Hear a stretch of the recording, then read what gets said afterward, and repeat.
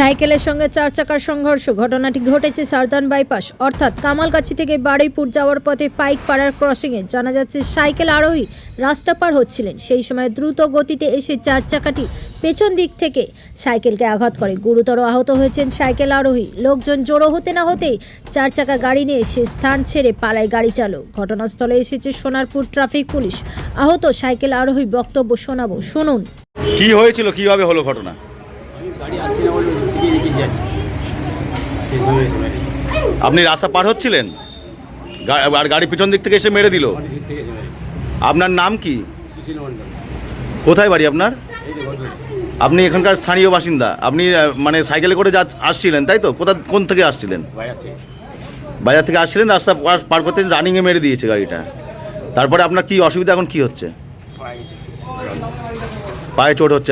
গাড়িওয়ালা আমার পরে কি আপনাকে নিয়ে এখানে আসলো? গাড়িওয়ালা যারা ড্রাইভার ছিল তারা নিয়ে এসে, না স্থানীয় মানুষ? না এখানে এই ভদ্রমহিলা ভদ্রমহিলা আসছে। আপনি এখন কোথায়, মানে অসুবিধা কোথায় হচ্ছে? পায়ে মুখে লেগে গেছে।